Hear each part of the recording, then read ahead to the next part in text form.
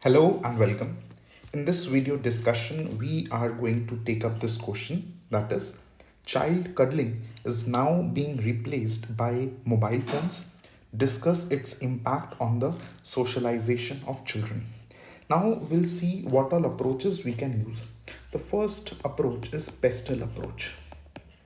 You can use it, but when I tried to jot down points, I could not figure out much points on pestle. Second approach that I can follow is the traditional points, that I'm going to point them one by one. The third approach, which I thought is very comprehensive, and it is able to include both the positive aspect and the negative aspect. So now I'm going to use the third approach, where I'm going to start with the negative impact, then I'm going to talk about the positive impact, and accordingly I'll try to put some conclusion considering the positive and the negative. So let us start. So the first point that I can write here is, it is related to physical activity. So I can write that decreased physical activity lead to obesity, lead to health issues like obesity, or now children are being less active in their day-to-day activities. It also promotes sedentary lifestyle. It also promotes sedentary lifestyle.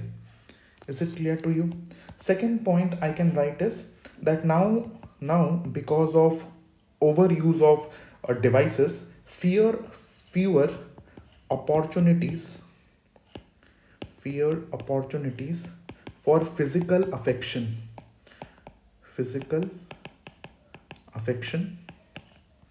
and and bonding with parents.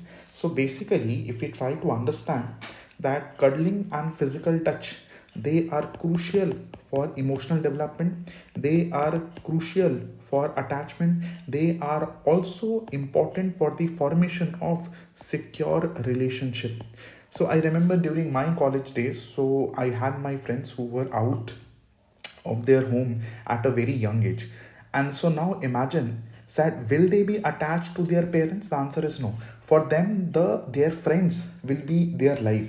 And though they have their parents, but then they go there during the summer vacations only. So it becomes a formality. When I'm saying it becomes a formality, there is less affection, there is less attachment, there is less emotional bonding, there is less connection between the parents and the kids. So you can talk about this.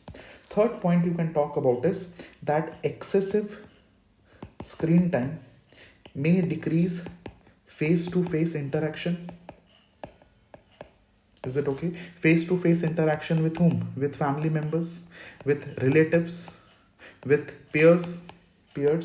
So now when there is less face-to-face interaction, do you think he will be able to develop social skills? The answer is no, he will not be able to develop social skills, which is going to hinder the development of social skills, like he will not be empathetic. Is it okay? He will not be able to communicate effectively. And this you will see if you're traveling in metro, if you're traveling in buses, you will see everyone is using their phone. And now imagine those times, especially during in the train, you have those uncles who love to talk. So now they will talk about, okay, from where they are coming, and now you compare it with today's generation, everyone is using their phone. So you can talk about this, that it is going to impact their effective communication also, and it will also impact their understanding in verbal cues. Okay, then fourth point you can talk about, that over reliance on mobile phones for either for entertainment or for socialization can lead to the feeling of isolation and loneliness. Yes or no? Because now you will not be empathetic, now you will not be able to if communicate effectively. Is it okay? So which will lead to isolation, which will lead to loneliness. Yes or no? Okay, so once if I'm lonely, if I'm isolated, so do you think there may be chances of feeling of depression. Yes, so you can write, so this may lead to the feeling of depression. This may lead to feeling of depression. This may lead to anxiety. Yes or no? Then you may write, this may lead to suicidal thought also. Yes or no? And now because of all this, it is going to impact the overall well-being of a child. All these points you can talk about it. Then fifth point you can talk about is that because of online presence, so the children, they can be exposed to cyberbullying. Yes or no? They can be exposed to cyberbullying and potential dangers from online predators. You can talk about this. Then sixth point you can talk about is there is a risk of being radicalized at a very young age. Okay, risk of being radicalized at a very young age. Seventh, you can talk about that there can be impact on studies also, because now overuse of mobile phone will lead to lower attention span, then less concentration. Yes or no? So all this may create what? Mental health problems. Is it okay?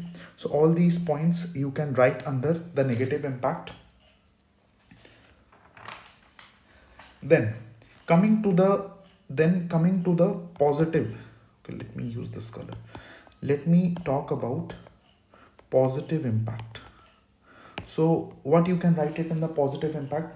The first you can write it that because of lot of content available online over YouTube, so now the kids will have, or the children will have, access to educational resources. So now this educational resources, through this they can enhance their knowledge. Yes or no? And cognitive development. You can talk about this cognitive development. Second point that you can talk about is online socialization. So now in places where physical gathering is not possible, you can engage through online presence. And you must have seen that during the COVID, people were attending online marriages also. Is it okay? So even if you are not physically present, you still can maintain the relationship over long distances. Is it okay? So you can write through video call through WhatsApp. Is it okay? Okay, here you can talk about your status and stories also. Okay, Instagram stories or Snapchat stories, you can talk about it. Third point here you can talk about, now since there is online socialization, so this particular thing may enhance their communication skill,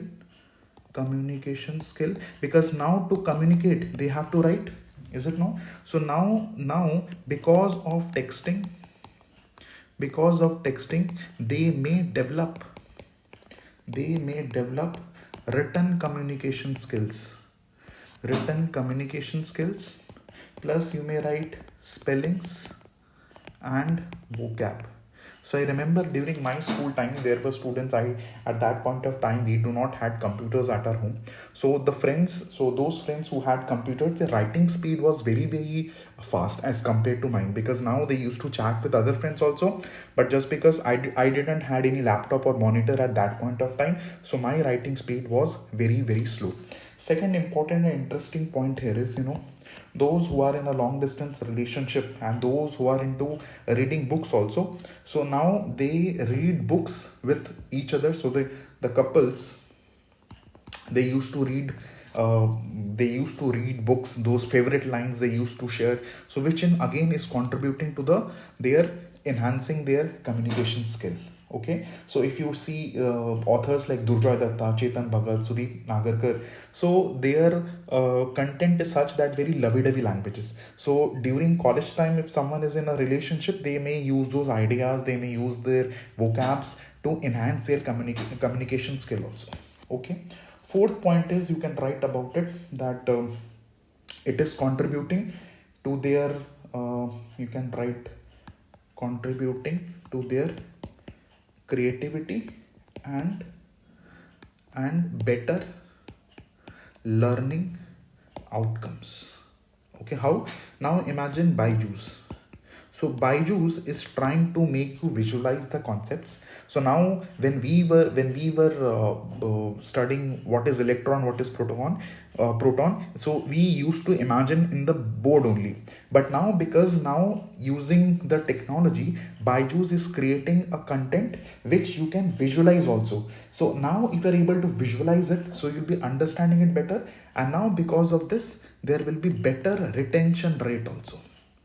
Is it okay? Better retention rates. So the initially the focus was on the theory part, but now because of technology, because of this, we can visualize the practical knowledge also. Is it okay? So you can talk about this also. Is it okay? Example by juice. Okay, have you understood the positive and the negative impact? Now let us talk about, so if we have the positive points and if we have the negative points, so we have to take a balanced view. Is it okay? So what will be the balanced approach? The first point you can talk about is establish screen limits. Yes or no? And this have to be done by the parents. This have to be done by the parents. So once they will do that, they are going to encourage face-to-face interaction, plus they must focus on taking physical activity.